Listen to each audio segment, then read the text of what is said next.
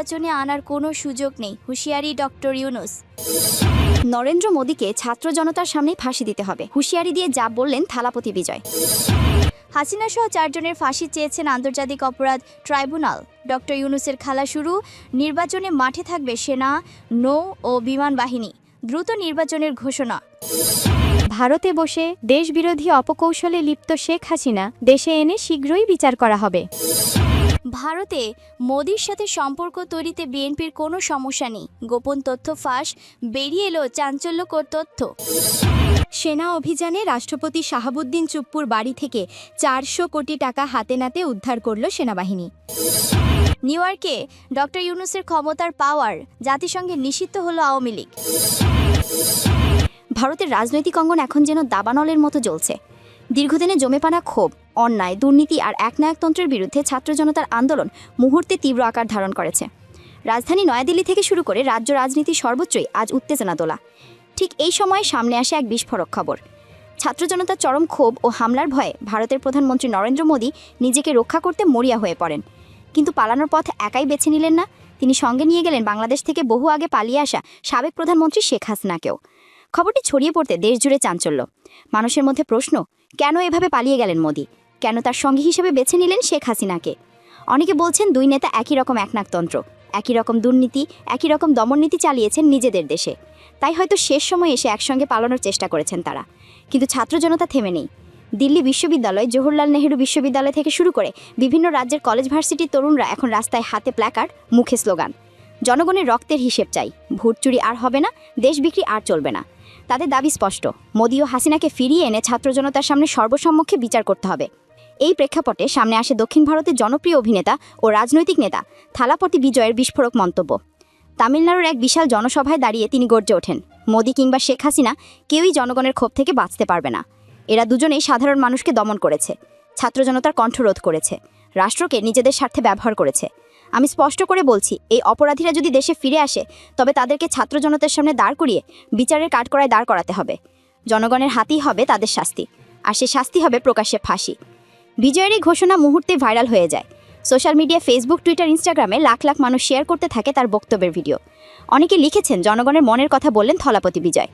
কেউ কেউ আবার এক ধাপে এগিয়ে দাবি তুলেছেন ভারত ও বাংলাদেশের যৌথ ছাত্র আন্দোলনের মাধ্যমে দুই সাবেক নেতাকে ফিরিয়ে এনে ফাঁসির দড়িতে ঝুলিয়ে দিতে হবে। এদিকে মোদী ও হাসিনার পালিয়ে যাওয়ার পর রাজনৈতিক মহলেও তীব্র প্রতিক্রিয়া দেখা দিয়েছে। কংগ্রেস নেতারা বলছেন এটাই মোদীর আসল চরিত্র, তিনি দেশের মানুষের মুখোমুখি দাঁড়ানোর সাহস রাখেন না। বাংলাদেশে বিরোধী দলগুলো বলছে শেখ হাসিনা পালিয়ে বেড়ানো প্রমাণ করে তিনি জনগণের কাছে কতটা অজনপ্রিয় ছিলেন। জনগণের চোখে এখন মোদী হাসিনা যেন একই মুদ্রার এপিটোপিট। ভারতের মানুষ বলছে দিল্লির জনপদে যেমন নির্দয়ভাবে আন্দোলনকারীদের উপর লাঠিচার্জ হয়েছে, তেমনি ঢাকায়ও ঘটেছিল একই ঘটনা। দুই দেশের ছাত্ররা আজ যেন একই স্লোগানে গলা মিলিয়েছে, স্বৈরাচার নিপাত যাক। প্রশ্ন হচ্ছে, মোদী ও হাসিনার পরিণতি কী হবে? তারা কি সত্যি নিরাপদে পালাতে পারবে, নাকি আন্তর্জাতিক চাপ, জনতার আন্দোলন আর ছাত্রশক্তির দাবিতে একসময় ফিরে আনা হবে? রাজনৈতিক বিশ্লেষকরা বলছেন আন্দোলনের গতি ও ছাত্র জনতার ঐক্য এখন এমন এক পর্যায়ে পৌঁছেছে যেখানে পালিয়ে থেকেও রেহাই পাওয়া সম্ভব নয়। ইতিহাস সাক্ষী, জনগণের আদালতে শেষ পর্যন্ত সব স্বৈরশাসকেরই বিচারের মুখোমুখি রয়েছে।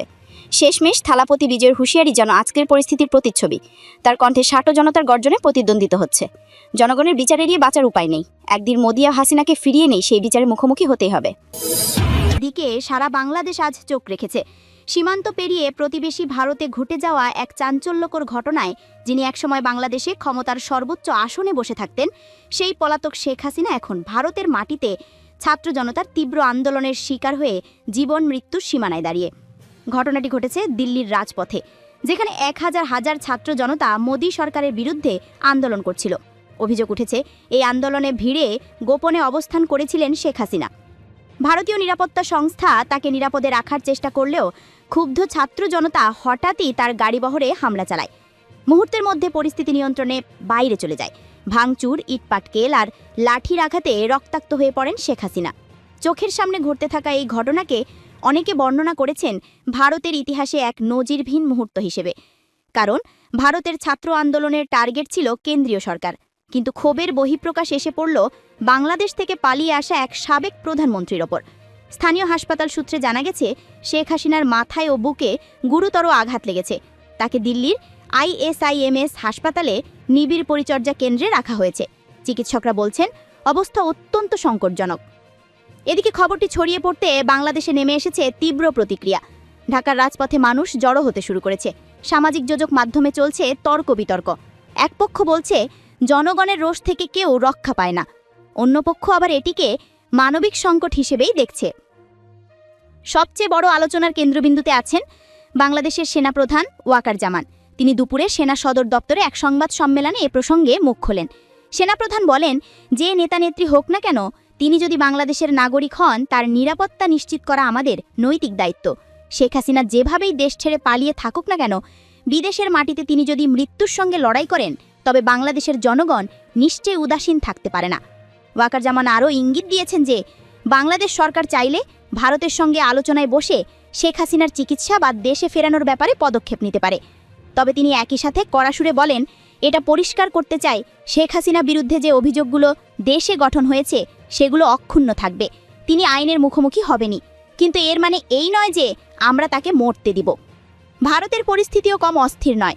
ছাত্র জনতার হামলার পর থেকে দিল্লি ও আশপাশের টান টান উত্তেজনা বিরাজ করছে। মোদী সরকার এখন কঠিন চাপে, কারণ শেখ হাসিনা ভারতের মাটিতে আশ্রয় নিয়েছিলেন ভারতের প্রত্যক্ষ অনুমতি নিয়ে। ফলে তার ওপর এ ধরনের হামলাও ভারতের ভাবমূর্তিতেও আঘাত করেছে। আন্তর্জাতিক মহল উদ্বিগ্ন হয়ে পড়েছে। ইউরোপীয় ইউনিয়ন ও জাতিসংঘের কয়েকজন কূটনীতি ইতিমধ্যে ভারত সরকারের কাছে রিপোর্ট চেয়েছেন শেখ হাসিনার বর্তমান অবস্থা নিয়ে। বাংলাদেশের ভিতরে প্রতিক্রিয়া আরও তীব্র। বিরোধী শিবিরের নেতারা বলছেন, এটাই প্রমাণ করে যে জনগণের অভিশাপ থেকে কেউ বাঁচতে পারে না। অন্যদিকে আওয়ামী লীগের ভগ্নাংশ যেটুকু সংরক্ষিত আছে, তারা এখন দিশেহারা। তাদের অভিযোগ, শেখ হাসিনাকে পরিকল্পিতভাবে টার্গেট করা হয়েছে এই ঘটনায়। মধ্যে একটি বিষয় স্পষ্ট হয়ে উঠেছে যে আন্দোলনের জোয়ার একবার জনগণের হৃদয় জন্ম নেয়, তা সীমান্ত মানে না। শেখ হাসিনা বাংলাদেশের ভিতরে যে আন্দোলনের মুখে দেশ থাকতে বাধ্য হয়েছিলেন, আজ